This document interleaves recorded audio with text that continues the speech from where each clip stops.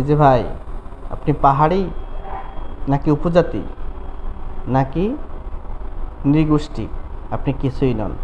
যদি আপনি বাংলাদেশের মধ্যে থাকেন, আপনি বাংলাদেশি। এই পরিচয়টা আপনি ধারণ করুন। উপজাতি নয়।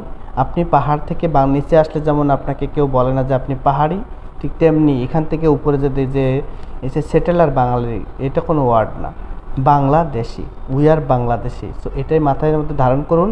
সবাই বাংলাদেশি, কোনো সেটেলার বলে কোনো ওয়ার্ড নেই। বাংলাদেশি, উপজাতীয় কোনো কথা নাই। একমাত্র কথা আমরা উই আর বাংলাদেশি। সো এই ভেদাভেদ দূর করুন, তাহলেই আপনার শান্তি আসবে। আপনি যেমন নিচে এসে আপনি সব সব সব জায়গায় জব সেক্টরে আপনি জব করতে পারছেন, জমি কিনতে পারছেন, সব কাজ করতে পারছেন, কারণ আপনি বাংলাদেশি।